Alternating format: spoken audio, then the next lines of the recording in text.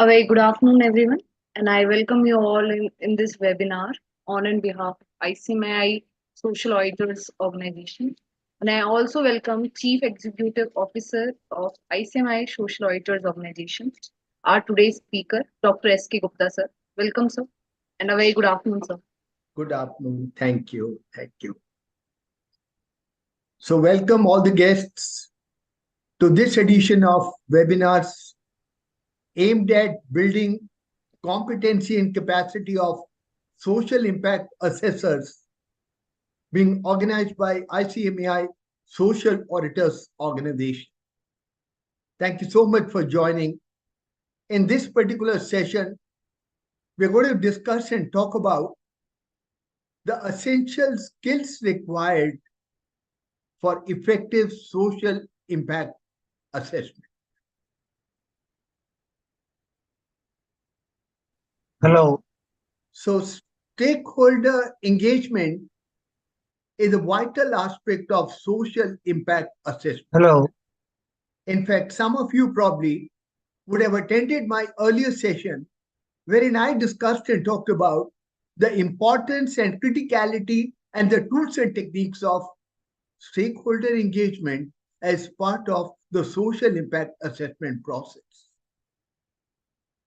If you have to carry out social impact assessment of a social program, social project, or social intervention, you need to be not only looking at the various documents, records being maintained by the implementing organization, but you also will have to communicate with, talk to various stakeholders who are directly or indirectly connected or concerned with the said social project. And the effectiveness with which you engage with those stakeholders is going to be very, very critical in determining the effectiveness of the entire process of social impact assessment carried out by you. Social impact assessment is not only looking at data, looking at numbers, looking at records. It is also about talking to people directly, indirectly, one-on-one, one-to-group, focus group meetings, collecting information by way of questionnaires, and a lot of other tools and techniques which are used for gathering information, for making an assessment, a rational assessment. On the ground reality has to be reflected in the social impact assessment report prepared by the social impact assessors. So the point is that social impact assessors need to master certain essential skills, certain essential soft skills for becoming social impact assessors who are effective in their functioning as well as in carrying out their assignment.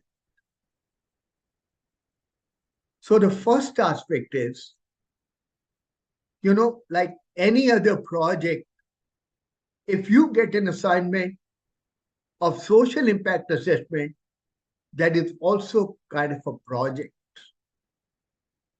Every project has to be managed.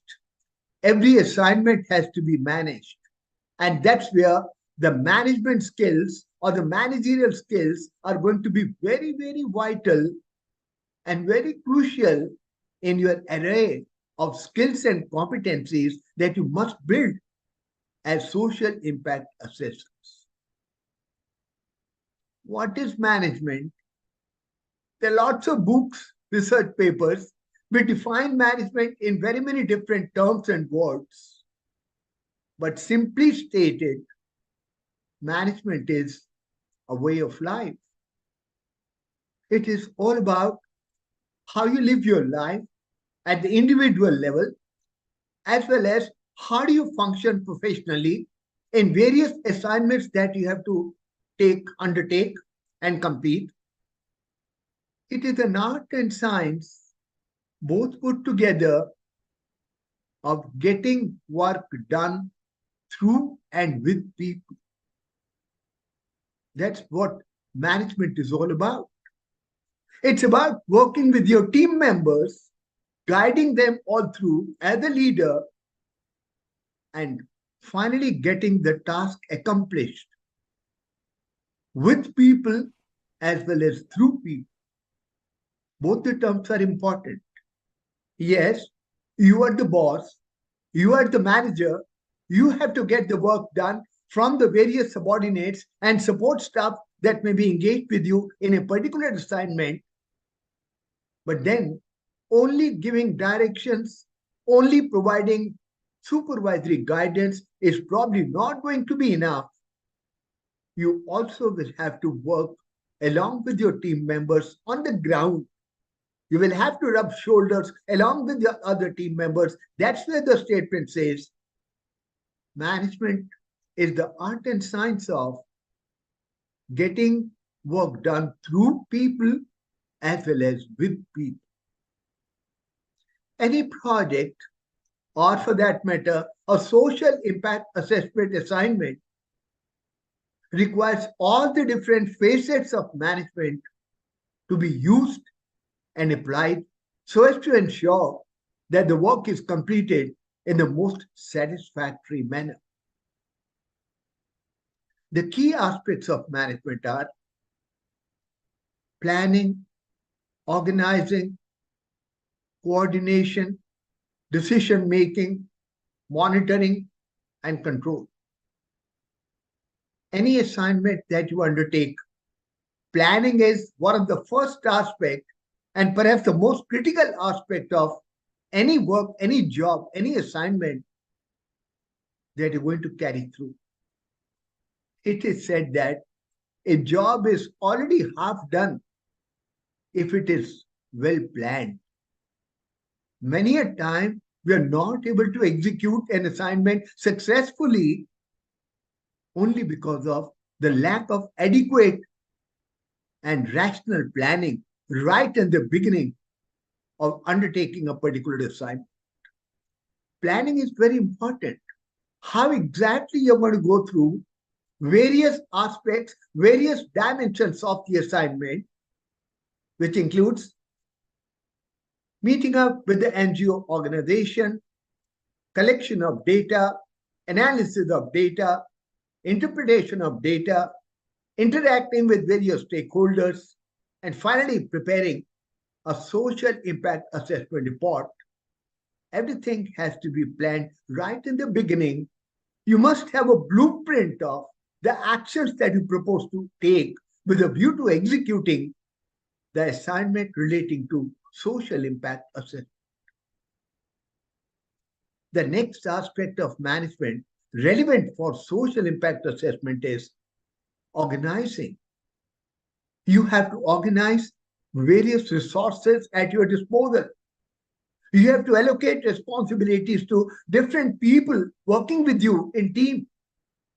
You have to also allocate appropriate time for different aspects, different parts of the particular assignment. You have to organize on terms of time, in terms of budget, in terms of manpower, in terms of tools and techniques that you're going to apply in carrying out social impact assessment. That's where the second important facet of management, organizing skills, become very, very important and critical.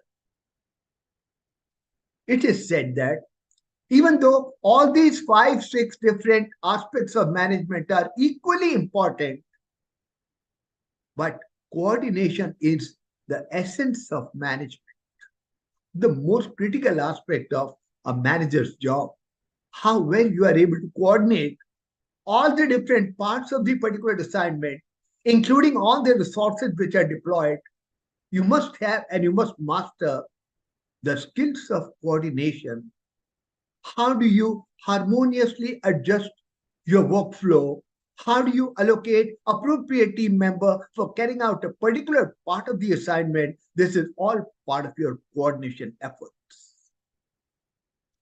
During the process of social impact assessment, you will come to a point where you will have to take various decisions. Say, for example, you have to collect the data from the ground level and there are large number of beneficiaries or large number of people impacted by the project, and you can't talk to all of them because of limitations of time, because of limitations of resources, and therefore you will have to depend upon the concept and technique of sampling.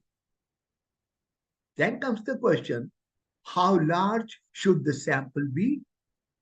This is a point of decision making. A good manager is one who is able to take appropriate, rational decisions based upon the information available to him at a given point of time, after distilling that information based on his understanding, judgment, gut feeling, hunch, experience.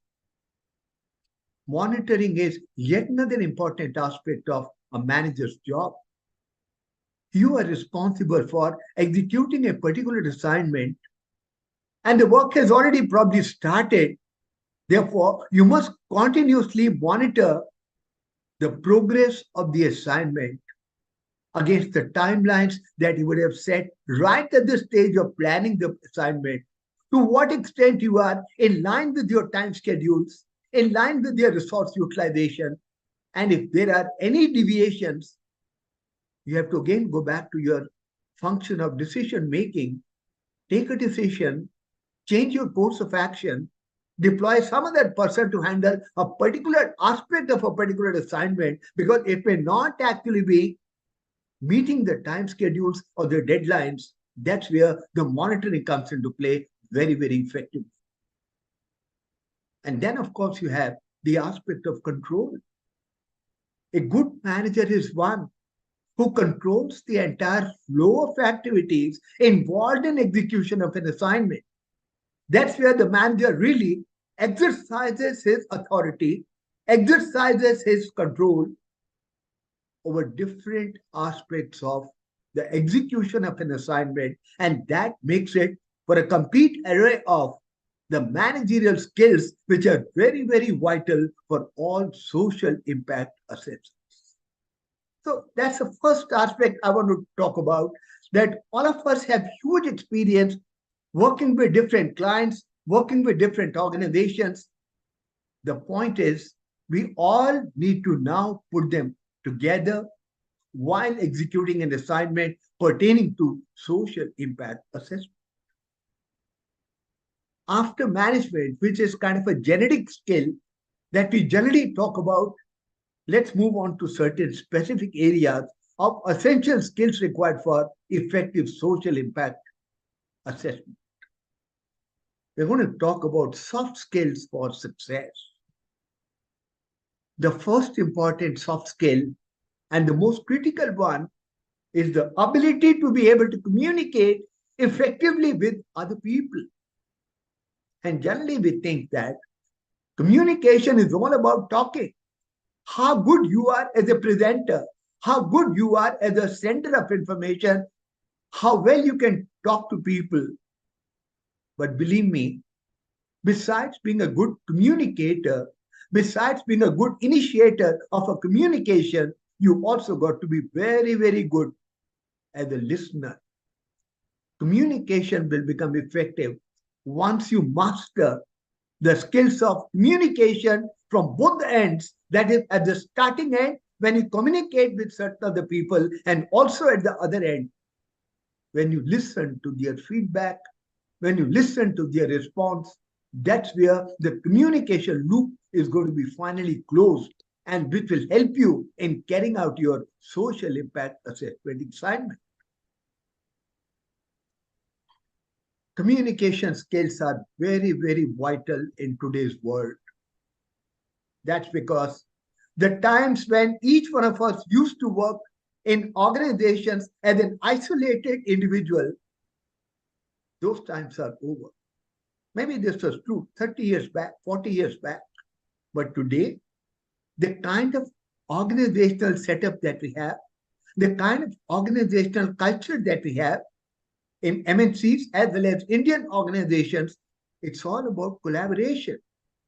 You don't work individually. You work in teams, and thus you have to be constantly communicating with your various team members. At the same time, You have to be constantly at the receiving end, listening to what your other team members are saying about the progress, about the issues and concerns relating to a particular assignment. A good communication is the basis for lasting relationships. There are many papers which have been published which say relationships break often because of lack of communication, because of poor communication. People are not able to remain in relationships because of communication breakdown or poor quality of communication between the parties. Communication, besides spoken communication or oral communication, is also in terms of meta communication, which is related to body language cues. How do you carry out your communication in real life? What kind of facial expressions, what kind of hand movement, what is your posture, how do you sit, how do you stand when you talk to other people? This is meta communication, and this is body language cues, which are very, very critical in effective communication between the parties. At the same time, you have to also master listening skills. You have to have ability to be able to listen carefully, reasonably, and assimilate what is being told to you by some other person or by some other group of persons. That's where the communication finally becomes a complicated skill, but a very important skill to be mastered for becoming effective social impact assessors. You have hearing aids available in the market, which help you to be able to listen, hear, if you have some problem with your ear nerves. But listening is something different. Hearing is the voice will come into your ear. That's it. But listening is there's some voice coming to you. There is some message coming to you through your ear, which you need to process, which you need to understand, which you need to respond to. And that's what is the difference between hearing and listening. Communication is always two-way. It can never be one-way communication, because every communication has a given objective. When you say something to your colleague, when you say something to your boss or your subordinate staff, it is always with a given objective or purpose. And the communication has to continue with all these people till the time the ultimate purpose or objective is achieved. It is said that once you speak out a word, it will never come back. So be very, very careful. Always think before you speak. Because once a word goes out of your mouth, you just can't get it back. It might spoil relations with other people. And that's why it is said that words are like arrow. They never come back. And therefore, it is very important that you must think before you speak.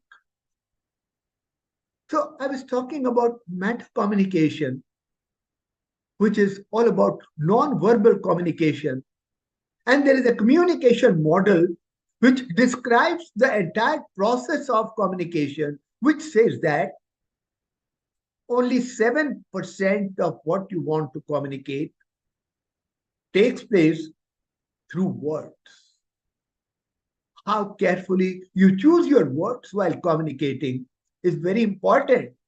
But look here, research says that this is going to carry only 7% importance. 38% of the effectiveness of communication is determined by your tone and voice. What is the pitch? What is the speed of delivery? What is the tone? What is the voice like? Is it soft? Is it normal? Is it harsh? That has 38% weightage in determining effectiveness of communication.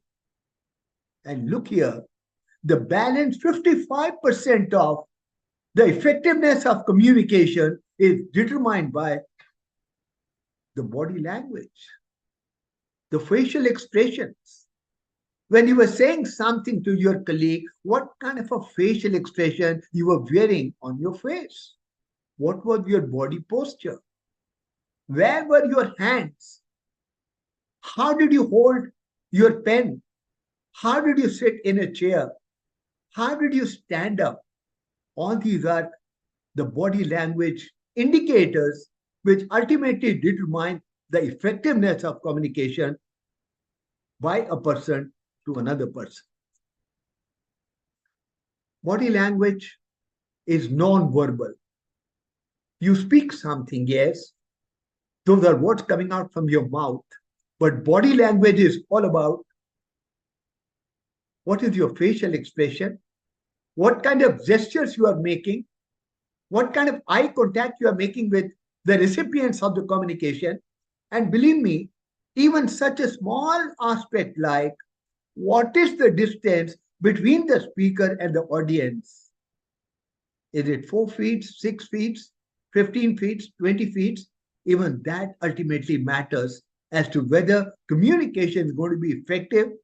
Effective in the sense, not only in terms of delivery, not only in terms of tone, voice, but also in terms of ultimately whether your communication has been able to achieve the purpose, realize the objective for which communication was initiated. That's the ultimate test, whether communication is effective or not. Look here, the facial expressions, they can actually either make or ruin a complete communication between people. Happiness is reflected in a different way in our facial expression as compared to confusion, sadness, surprise, anger, and excitement. The receiver of information is not only listening to the words that you are saying, the speech that you are making, they're also looking at you as a complete person. What kind of expressions are you carrying on your face? What is your hand movement? What is your body language?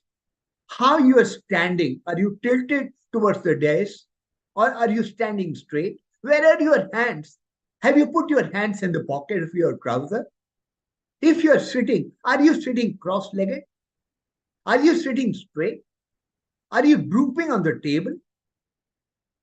These are very, very important indications as to how you are communicating with the other person and whether the communication is going to be effective in realizing its objective or not. It all depends upon non-verbal communication or body language. So cross arms, it basically reflects a personality of the person who is defensive, who is self-protective, not very confident, sort of introvert, doesn't want to open up. Such people would communicate while crossing their arms. But on the other side, someone who is not crossing his arms, like in the first picture, that means he is confident, he is in control. Yes, to a certain extent, it also shows and reflects a little bit of the sign of aggressiveness. Sitting cross-legged in a chair indicates hostility, unfriendliness, anxiety, inadequate confidence. But sitting with an open posture indicates friendliness, openness, willingness to talk out issues, willingness to resolve those issues by way of mutual dialogue or mutual communication. So these are some of the examples of meta communication, non-verbal communication, or body language, which really can make a difference in being effective communicator in carrying out social impact assessment assignments or becoming a non-effective communicator, and that will impact the result of or the quality of the social impact assessment assignment carried out by you. Distance. You're talking to someone What is the distance between the two people speaking to one another? A lot of research has been done, even in this dimension. And generally, it is believed that there are 4 levels. Distance of anything from 6 to 18 inches. Intimate communication between the two parties. Both of you know each other pretty well. And therefore, you're talking at very, very intimate personal level. Even 1.5 to 4 feet is also a personal distance. But 4 to 12 feet is kind of a social distance where I don't really know the person. I don't really know the group of people to who I'm talking to. And therefore, I'm maintaining some distance, which can be anything from maybe 4 to 12 feet. And when you're talking in a group to a public at large, in a conference, in a seminar, well, the distance could be anywhere from 12 to 25 feet. When you are very, very open in your approach to communication and you have an upright and open posture and you maintain eye contact with the recipients of communication, you have a smile on your face. You're not laughing. Laughing is different from smiling. At the same time, you convey a lot of interest and enthusiasm in your communication with a particular group. And while listening, you're not listening like a dumb. You're nodding while listening. You're responding either by saying a few words, okay, I understand, good, or even if you're not speaking any word, you are at least showing your response, reflecting your response by way of meta communication or the body language. So, when you talk to people, when you communicate with people, believe me, people want to listen what is good for them. They don't want to listen to bad news. They don't want to listen something which is going to impact them negatively. They always want to listen. They are very, very eager to listen to what is good for them or what they like. Hence, the challenge is either to know what they want to hear, or you must know the art of telling what needs to be told. It may be good for them, may not be good for them. They may expect to hear it, they may not expect to hear it. But if it has to be told, it has to be told straight and forward. But then you must know the art of telling it so that it does not impact, it does not impinge the other person, or it does not hurt the other person very, very deeply. So the new philosophy of communication that we all need to understand and master, don't speak in the first instance, no. See, hear, feel, absorb, internalize, assess, prioritize, and then speak, if required. The golden principle. Believe me, if you just master and practice this particular philosophy of communication, it will really, really be helpful to you as a professional in very many different ventures that you undertake, including the social impact assessment assignment. Many a time, silence can be golden. Many a time you may come across situations where if you keep mum, if you keep silent, it's going to be an amazing communication tool. You're not saying anything. You're just silent. But that's an amazing communication tool, which is critically used many a time by all of us. And we must try and master this particular technique of communication, being silent at times, if needed. Who to speak, what to speak is important. But more important is why to speak and when to speak. Every communication must have an underlying purpose and objective. If there is no need to speak, don't speak unnecessarily. Don't disturb others. There must be a valid reason for you to initiate a communication. And that's where you must have the ability to discern the real purpose of communication or the real objective of communication or why should I speak. And then when should I speak is equally critical. The timing. Many a time, someone speaks at the wrong time and it turns out to be a very, very bad communication, not because it was bad in terms of tone, words, but the timing was not correct or the timing was not appropriate. Choose a judicious mix of words and actions while communicating. Words, verbal communication, actions, non-verbal communication. The way you use your hands, the way you stand, your posture while sitting, the kind of facial expressions you have on your face while you're speaking, these are very, very important for you to be able to use them judiciously for effective communication across different people. Communication in uncertainty is an art. When things are clear, you can probably communicate much easier. But when things are complicated, when the environment is hostile, when the environment is ambiguous, uncertain, communicating in such a particular situation is definitely an art which can be learned by practice, which can be learned by undergoing some kind of a mentorship, which can be learned by, of course, reading and also practicing the same at different points of time. The last bullet point is very, very important. Communicate with yourself before communicating with others is a super duper art. Don't speak unless you have first communicated with yourself. Many of the Olympic champions, they say, if you have to win a 100-meter race in Olympics or a 200-meter race in Olympics, yes, the person will run a race tomorrow at the stipulated time, and probably he will come out a winner. But he has to first think in his mind that he is a winner. He can win the race.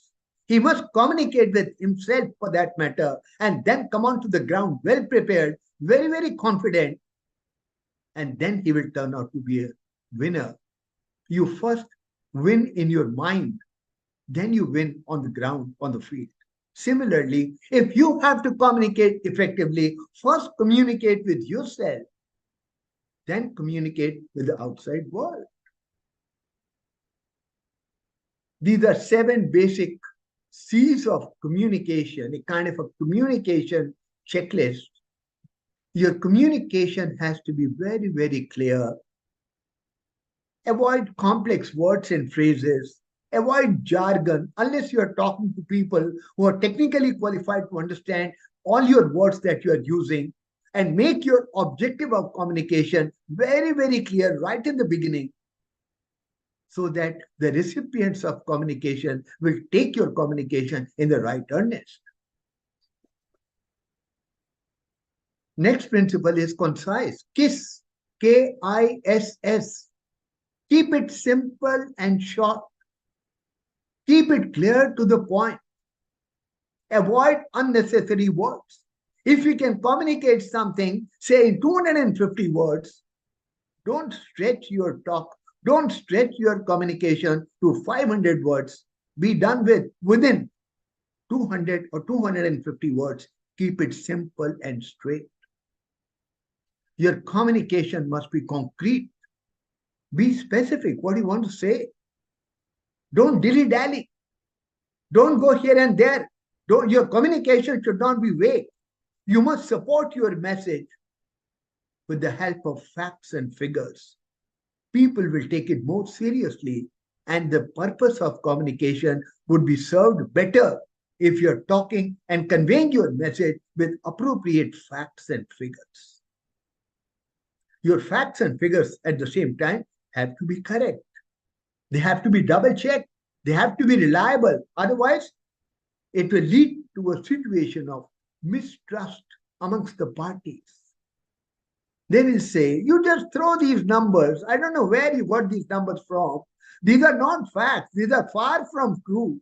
And that will create a kind of a gap or a deviation from what you intended to communicate and what you are actually saying. People will not build the bond of trust if your figures and facts are not correct. Your communication has to be coherent. You say something positive, and when you're saying something positive, you're nodding your head like this, conveying something negative. I think this is contradictory. You must be coherent in the use of words while communicating. At the same time, your body language has to be in sync with, synchronized with the overall message that you want to convey for achieving a given objective or a purpose. You must be courteous while communicating. Well, end of the day, you're communicating with human beings. Maybe one, maybe few, maybe many. And therefore, if you are courteous in your communication, it's going to help you to build goodwill, a bond, and it will ensure that your message is well received by the recipient if you follow these 7 critical principles, the 7 C's of communication as part of the checklist. This can really make your communication very, very effective. So golden words for a golden world, 21st century. We deal with human beings. Don't think that everyone is going to be taking your message or taking your communication in the same way or the same manner, because different people have different attitude, they have different perceptions, they have different assimilation power, and therefore you're dealing with a lot of subjectivity. Everyone is going to take your message in a different perspective altogether. So there's nothing right or wrong. There's nothing good or bad. It is just that whether your communication is appropriate or inappropriate in a given situation. There's nothing right or wrong. There's nothing good or bad. It is just the appropriateness of communication which is critical for ensuring that the communication becomes effective between the two parties. The answers to most of the questions lie between yes and no. Well, the world is very, very ambiguous. Where the questions of this world are not bipolar. You can't fix them up in terms of either yes or no. You can't fix them up in terms of white or black. They're going to carry lots of shades of gray. Lots of shades of gray in between black and white. When you communicate with other people, when you negotiate with some other people, when you have arguments with other people, you win some and you lose some. The other party is not going to agree to all your arguments. They may accept or take some of the arguments that you put up to them, but may not agree on many of the other ones.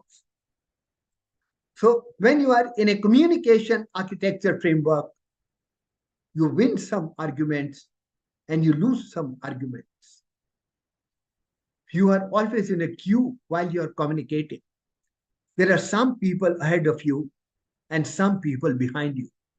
It is unlike that film ki story where Amitabh Bachchan once said, "हम जहां खड़े हो जाते हैं, line वहीं से शुरू होती है." Well, that was a film dialogue. It doesn't really happen in real life. You're always in queue where there are going to be some people who are ahead of you and there are always going to be some people who are behind you. You have to communicate with all the people in an appropriate manner with the purpose of achieving your given objective. And the last bullet point is very important. There is always the other side to everything. If you think that these are the only 3 possible alternatives to a given problem, A, B, and C, and you think that these are the only 3 alternatives, probably you are not right. What you have not done is, probably you have not opened up your mind and not try to explore more alternatives, there are definitely going to be very many other alternatives available to look at and solve a given problem. Don't ever think that whatever alternatives you have in mind for solving a given problem are the only alternatives available. There are going to be many more alternatives available, provided that you open up your mind. Now let's move on to the skill written communication. How do you improve your drafting in terms of writing an email, writing a letter, writing a report, whatever? How well do you write is dependent upon the kind of drafting skills that you possess. Your syntax has to be managed properly in terms of your grammar, in terms of your spellings. Read about what you want to write. So before you write a note, before you write a paper, before you write an article, before you write a social impact assessment report, do your research. Look at some of the other sample reports which may be available either in public domain or on Google or from some other source that will give you an insight as to how a social impact assessment report is going to be written. Use correct structure. Proper paragraphing has to be done. Each paragraph has to sync with the next paragraph and the previous paragraph. And the various lines and words used in one paragraph, they must be in harmonious adjustment and sync with the other lines mentioned in that particular paragraph. But avoid overlappings, avoid duplications, avoid redundancies, something which can be avoided. Better avoid that from your communication. Don't unnecessarily try to include words or sentences which are actually not going to provide any useful information to the recipients. Try to put them out, get them out, avoid redundancies. So while writing out a written communication, clearly state your goal. What is the goal that you have in mind while communicating with a particular group of people? Describe in clear words what you want the reader to do or know. Use a formal tone if it is an official memorandum. Keep it simple, avoid jargon. You may be an expert in a particular area, the other people may not be. So, what are you trying to do when you communicate to them in writing? Are you trying to show your smartness, your knowledge, your intellect? I think that's not the purpose of your communication. You want to write something which can be understood, assimilated, absorbed by the readers, and therefore you must try and avoid the jargon. Keep your paragraphs and sentences short. Don't make a sentence of more than 2 lines. Even 2 lines is too much. Maybe 1 line, 1.5 line, good enough. But some people go on writing a particular sentence which runs into 3 or 4 lines for that matter. It leads to utter confusion. You're not clear exactly what you want to communicate to the other people, and therefore it will create a barrier in understanding of the message that you want to communicate by writing a particular sentence. Use active voice. Say, I sent a mail to you. Be direct. Don't say, a mail was sent to you. I mean, we want to communicate the same fact, same matter, but instead of saying, a mail was sent to you, it is better to use a direct active voice where you say, I sent a mail. You must be very, very careful in terms of your spellings, your grammar, and your punctuation. Thankfully, now we have Google support and support of a lot of other software that even if you make a mistake, you are guided to correct that mistake by these software and their IT tools. Please use them as effectively as you can, but make sure that you don't make a mistake in terms of punctuation, in terms of spelling, in terms of grammar. Don't make it text heavy. It is better to write a note with 1.5 spacing. One spacing, don't clutter it like with one spacing. It is better to use 1.5 spacing while writing a particular note. Use bullet points, use headings, subheadings, short paragraphs. This will help you to focus on important aspects of your written note where the recipients can focus on and understand the text and the content of the matter more effectively. Use professional language. Avoid personal cliches. Use professional language while communicating.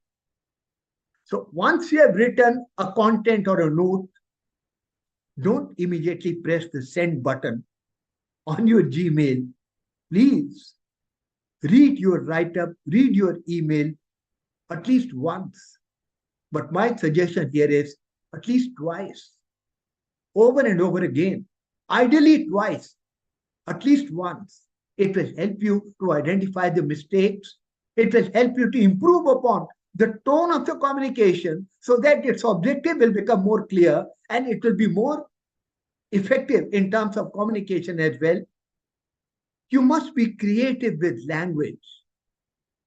I reiterate, you would have said something in the earlier paragraph and you want to reiterate on that. So use the word, I reiterate that this particular aspect be duly taken care of.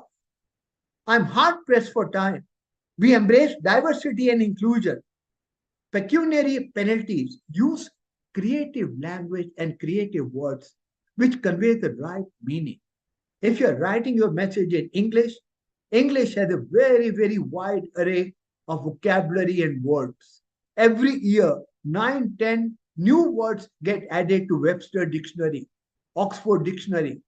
Of course, we can't read and remember all those words which are there in the English dictionary for that matter, but practice will help you gain mastery over some of the common, very, very effective, relevant, appropriate words which you can use in written communication so as to make it more effective. Then when you write any note, any email, have a standard template, have a standard format. Start with a reference. What is the context? Why you are writing this mail? What is the background? What is this all about? It's kind of a curtain raiser. That's the opening para or the opening few lines. And then you come to the middle para, which should carry the key message. It should guide the reader as to what is that you want the reader to take action on. What is the message? What is the call to action? And then finally, you write a concluding para or concluding lines, which is kind of a goodwill close. And on a positive note, but at the same time, reiterate the action point so that the recipient or the reader should not miss out on the focus of the communication. What he is required to do, you have already mentioned in the second para, write it all over again in a different language by using different words, reiterate the action point so that the purpose of communication can really get completed and executed by the reader. Coming down to some of the basics of writing effective mails, subject lines are very important. What is the subject that you write? What are the words that you use to write your subject line? They should be relevant to the content. We receive a lot of emails every day, and some of us, in fact, all of us, we just skip through some of the emails by simply looking at the subject line. If the subject line is not of interest to me, I will not even open that mail. I will simply delete it. Be careful in what you are going to write in the subject line, and which has to be relevant to the content, which has to be relevant to the complete communication that you're trying to initiate by writing a note or writing a mail. Use bullet points so that the reader can focus on certain important points, certain important aspects of the communication, and they can read it quickly and effectively. Your communication should be limited to just about 3 or 4 paragraphs. I mean, there's no hard and fast rule here, but as a general principle, if you write 7, 8 paragraphs in a particular note, that really becomes very, very clumsy. Try limit it to about 3 to 4 paragraphs. First paragraph, opening remarks, the context. Second paragraph, the call to action. And the third paragraph, the goodwill close. Maybe you can add one more paragraph in between if that's required, but nothing more than 3 to 4 paragraphs. Stick to one subject, one email. I mean, it depends upon the situation. Maybe if you're writing a mail to your subordinate and you want him to take action on eight points, probably you list all the 8 points together and say, kindly take action on these 8 points, get back to me with your response and progress. That's fine. But many a time when we are writing about a subject which has different dimensions, it is better to write one dimension in one note. And that's where the principle is. Stick to one subject, one email. Don't overload it. Don't overload the reader. Don't confuse the reader. Keep it straight and simple. Add pleasantries at beginning and end. Greetings from, your side. Thanks and regards. Wish you a very happy day. Wish you a very happy new year. Close on a courteous note, open on a courteous note, but at the same time, you need to be assertive, not offensive, but assertive. If you want to convey something to the other party, which may not be in the interest of the recipient, doesn't matter, but please don't be offensive. Don't be attacking. Be assertive, because you need to respect the other party as well while communicating with the other group or individual. There is a tendency now for many of us to use a lot of emojis, which are available even in the WhatsApp and in the emails for that matter. One or two emojis, they definitely are effective in communicating your particular sense or your particular perception, but avoid too many explanations, or don't use many emojis at the same time in one email. Be mindful which quotes you put in your email signature. What is that you write below? You write your complete address of organization. You write only your designation. Do you write your phone number or not? I mean, be sure to make sure that your designation and professional title should be clearly mentioned, at least at the end of your email in official communication. Proofread your email. Maybe use ChatGPT, or you may use Google support, whatever, or let someone else go through your email or your note before you actually press the send button. Don't send any written communication when you are angry. Write it in your Word document, save it, keep in draft. But when your mood is good, when you are in a better mood, when you are not angry, when you are calm, review it, improve it if required, wherever, edit it if required, and then send. Email chains can get very naughty and confusing. All of us experience that day in and day out. Use your judgment. Sometimes it is better to pick up the phone and talk rather than doing back and forth over emails. That's what happens. Two people in the office sitting just next to one another in the cabins, and they keep shuttling emails between them. Baba, why don't you go over to your colleague in the other cabin? Sit down together, discuss it out, sort out the matter, have a cup of coffee, have a cup of tea, matter sorted out. Why do you make it very, very confusing by sending out emails which do back and forth this thing tracking, and thus makes the whole process very, very confusing? So when you are passive as part of your personality, that means probably you don't respect others. At the same time, more damaging is that you probably don't respect yourself. That's very damaging. You must respect others, but first of all, you must respect yourself. You must be assertive. When you respect yourself, at the same time, you have respect for others. And when you are aggressive, that means you respect yourself, yes, but you have no respect for others. Obviously, the best stance while communicating is assertive communication, which takes into account the factor and consideration of respect for self as well as respect for others. I'll share the presentation with you through the coordinator so that you can carefully go through each and every slide, each and every word mentioned over there. Because of paucity of time, I'm just running through the various slides, not really reading out each and every word mentioned over there. But this is here where I provided a table, a comparative table as to what is passive, what is aggressive, and what is assertive. And the most recommended stance is assertiveness. That's where you talk in a firm voice, you talk by way of good communication, making appropriate eye contact, a firm handshake, but your communication has to be, end of the day, very, very respectful. Respecting yourself as an individual, as well as respecting others to whosoever you are communicating. Coming to the next important skill, every now and then we make presentations. How can we become effective in making presentations? Analyze the situation. What is the purpose for which you are supposed to be making a presentation? Is it as part of your weekly meeting in the office? Every Monday you have a meeting, and then you are required to make a presentation of what have you done over the last week and what are your plans for the next week? Is it a presentation for a board meeting where, as the CFO of the company, you are required to make a presentation on financial results of the company? Or is it a presentation before a group of people who are experts in a particular area?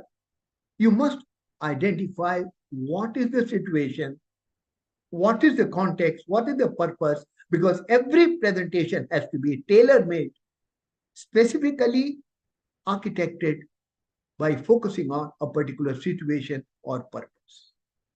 The next thing is that you will have to collect the data, organize your information so as to make your presentation effective. Your presentation has to be adapted to the audience. You must smile from time to time, you must cut loose, cut a few stories to make it slightly more ambient, slightly more easier for the readers and for the audience to understand what you are saying and make eye contact.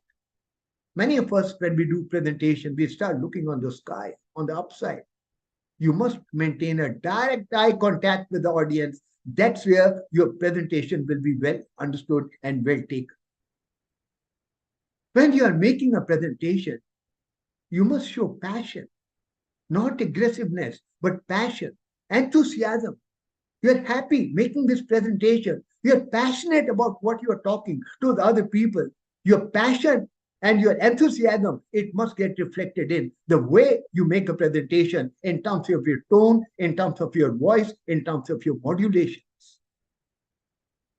It's always good to include some humorous joke or an anecdote or maybe a short story as part of your presentation, but make sure that it is contextual, not because you just want to say something as part of a joke which has no connect with the overall message that you want to communicate, then it's going to be wrong. But use an anecdote or a short story or a joke which contextually fits into the message that you want to communicate as part of your presentation.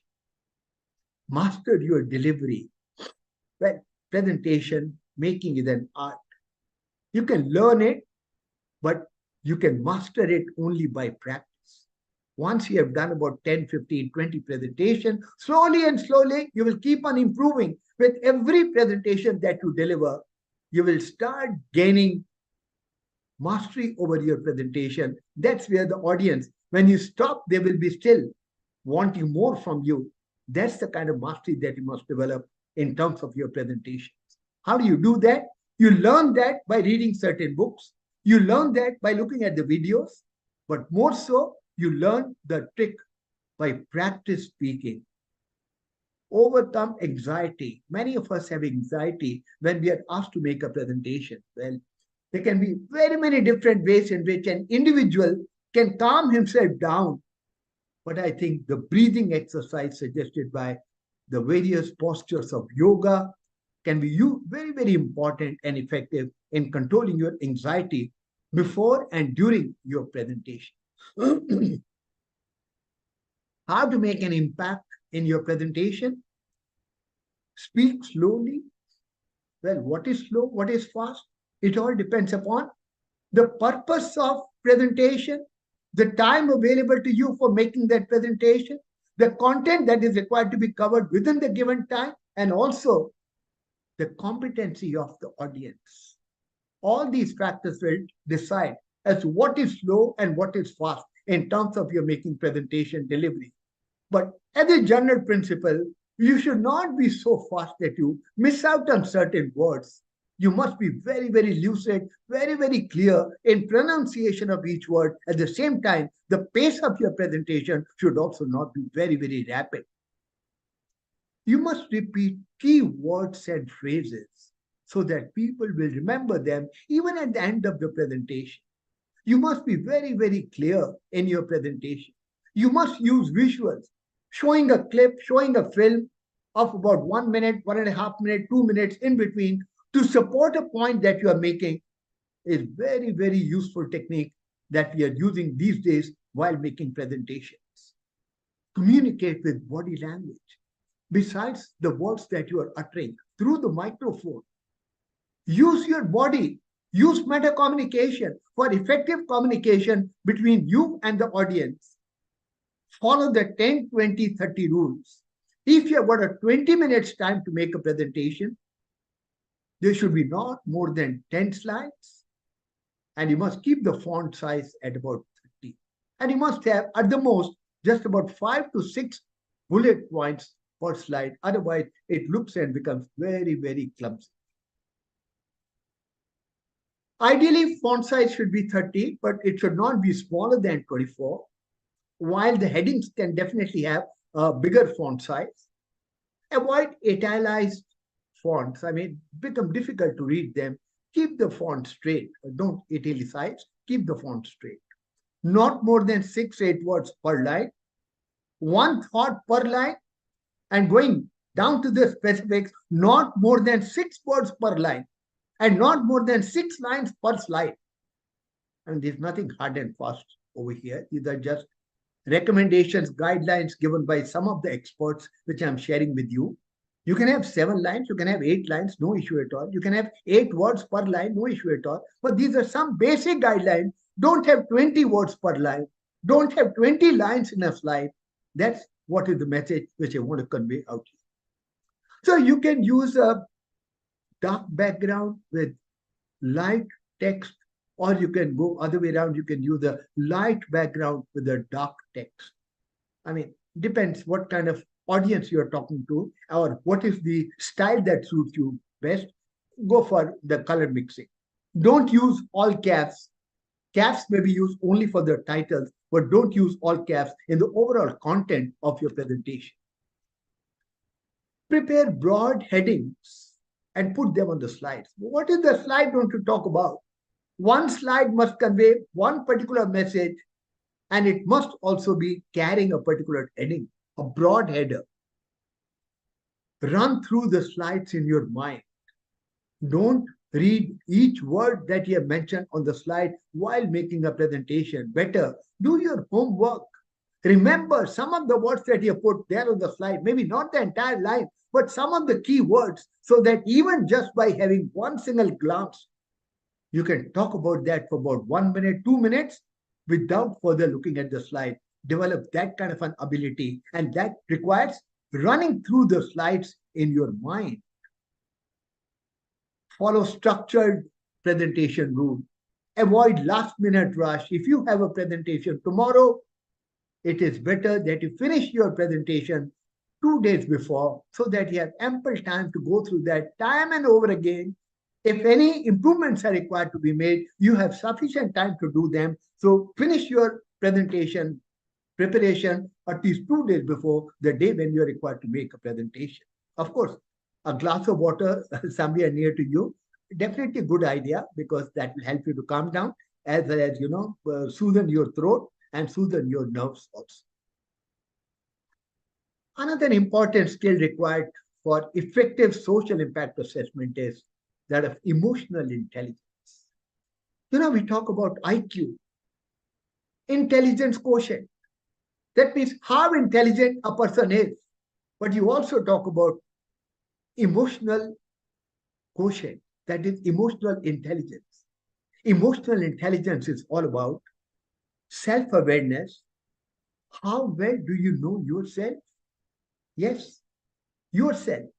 You know many things about others, but how well do you know about yourself in terms of your SWOT, your strengths, your weaknesses, the kind of opportunities that you have before you, and the kind of threats that you are faced with? You must be very, very clear with regard to your own SWOT.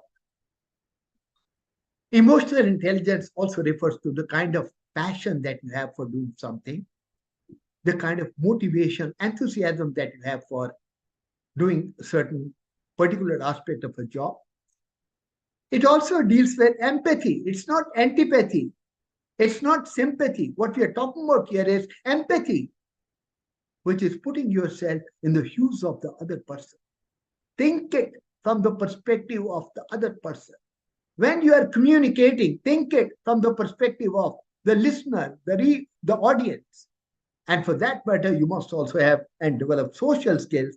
And this completes the array of emotional intelligence that you must develop with a view to becoming effective social impact assessors. Research says that 80% of the success of an individual is dependent upon emotional intelligence, not basic intelligence, but emotional intelligence. EQ is the most critical factor that keeps the best performers ahead. There has been a research which proves this point that business tycoons, political leaders, renowned personalities, they all have one common factor, which is the factor of emotional quotient or emotional intelligence. Emotional intelligence is all about self-awareness. You must be aware about your own emotions. You know yourself best, nobody else knows you, not even probably your wife, your son. You know your personality at the best. Be aware of that. Accept that. If you are emotional, you burst into tears very, very easily. Don't hide that. I'm not saying whether it is good or bad, but it's just your personality. Live with it. At the same time, become aware of your emotions, your behavior, your thoughts, and you must know your strengths and your weaknesses. You must have control over yourself. That's part of self-management.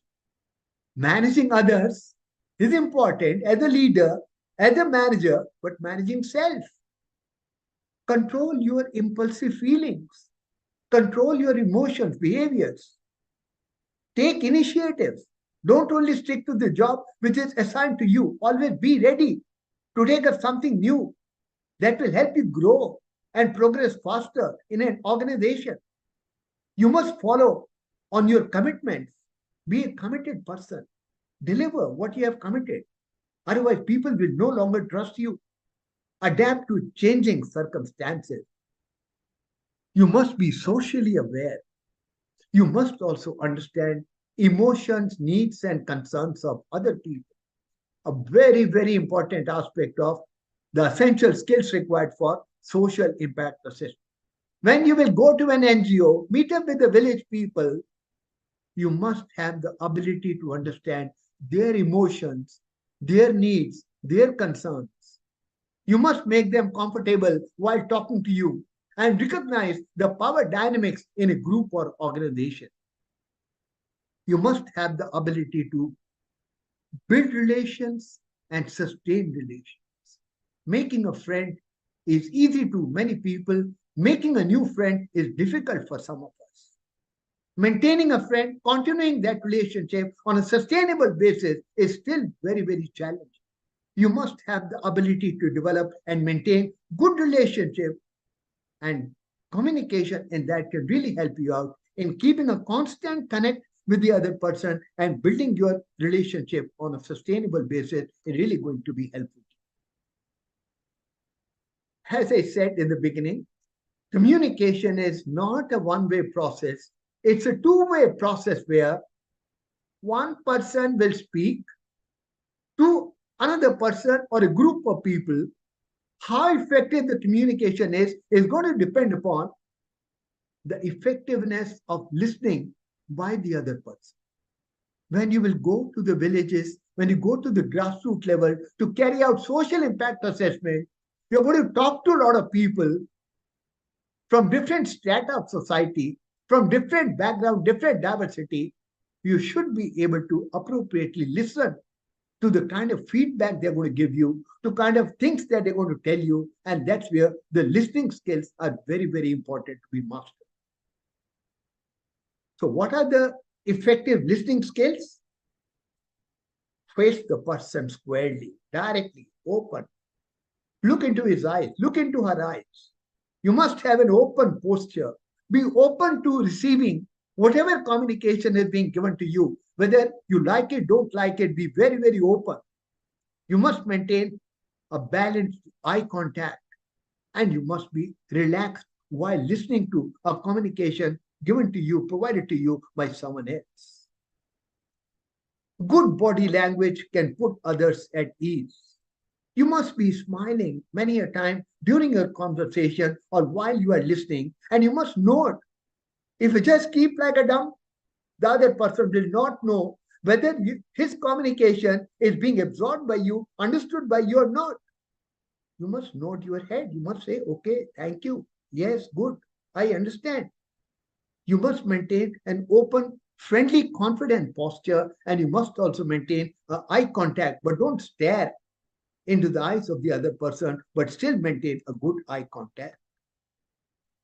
And while communicating with other people, while listening, you can use these kind of words, If someone says something about which you're not very sure, whether it is true, not true, you can close out by saying, let me check, let me confirm this.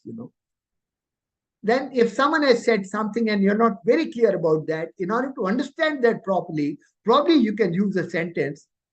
Can I make sure I understand what you have said? Can I summarize what you have said? I think you said, whatever the other person said to you. And you can check from time to time, is that right? Have I understood you correctly? These are some of the short sentences that you can use while receiving communication from someone else or while listening to a particular communication so that you can become an effective communicator. Personality. Personality is a person's unique pattern of thinking, emotions, and behavior.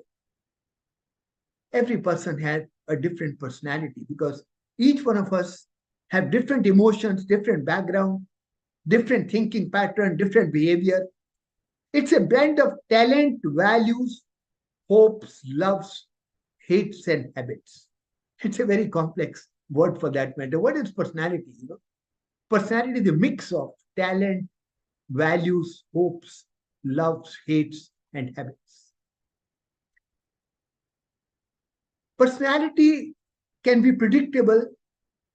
Personality is generally predictable because the person will reflect same kind of emotion, same kind of behavior in very, very different situations. If someone has carefully watched a particular person, the personality rarely undergoes a radical change. More or less, the personality of a person remains the same in all kinds of situations.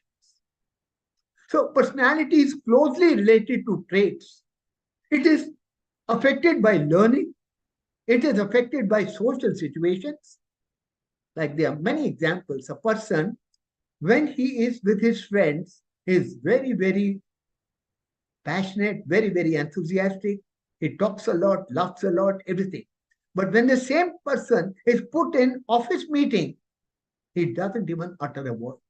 I mean, same person, very, very jovial when he's with friends. But when he's put in a formal official meeting, he becomes introvert. He doesn't even say a few words.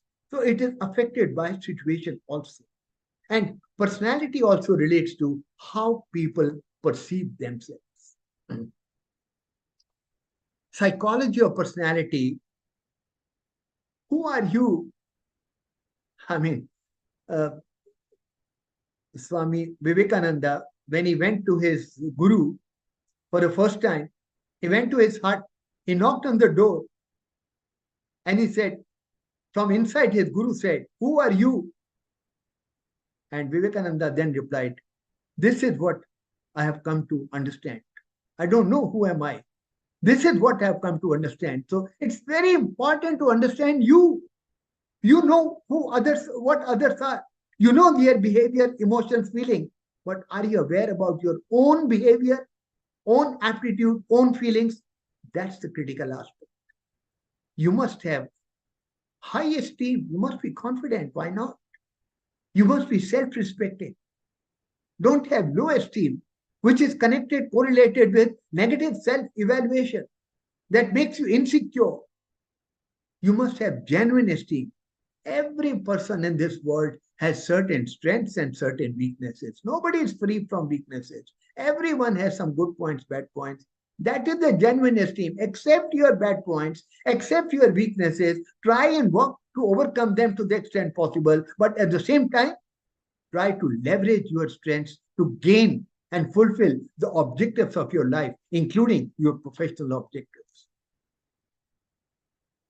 So the last slide here, some of the guru mantras for becoming effective as a professional, and more specifically, as a professional for carrying out effective social impact assessment. Sukhi Ram versus Dukhi Ram. Nobody can make you Dukhi Ram. It's all within you, whether you want to be Sukhi or Dukhi. You want to be happy, you don't want to be happy. Situations, circumstances have an impact. Yes, I do agree. But it is more to do something with your own emotion, your own behavior, and your own emotional quotient. KFP versus BFP. क्या फर्क पड़ता है? बहुत फर्क पड़ता है. You must have the ability to be able to distinguish between situations where it will make an impact, it will make a difference, and where it will not make a difference. So when you go for carrying out social impact assessment, you receive a feedback about a particular project, you must have the ability to be able to distinguish. Is this important? Is this a critical feedback? And this is a normal statement given by the villager. Nothing very critical, nothing very important. Take time before you speak. So that's why I say respond, don't react. Reaction is instantaneous. You immediately react, but don't react. Respond. Whatever be the situation, think through. What should I do? What should I say? What should I communicate? And then communicate to the other party. Learn to love what you do for living. If you are getting into the profession of social impact assessment, you must become very, very passionate about this particular area of practice. If you start loving this profession, if you start loving the job of acting as a social impact assessor, you are really, really going to make it a great success in your professional career. You must develop the ability to get along well with the people. You are never going to be working alone. You will always be working together with some other people, and therefore you must develop the ability to get all the people along while carrying out the assignment of social impact assessment. You must work smarter, not harder. Don't say, I work 12 hours a day. You may just work 8 hours a day. But if you work in a smart way, you'll be able to achieve much more than somebody who works for 12 hours. Everyone of us passes through good and bad times. Sometimes we have good times, sometimes we have bad times, but everything passes through. That's what life is all about. Don't take it very, very seriously. Live with flow. Live the life as it flows. When angry, count 10 before you speak. If very angry, count 100 before you speak. Carefully evaluate, not return on investment. Here I'm saying ROTI, R-O-T-I, return on time invested. How much time we have invested in a particular dimension of the assignment and what result is going to give you, what is the outcome of that particular effort that you have made. Carefully evaluate return on time invested. Sharpen the saw. Times are changing, the world is changing.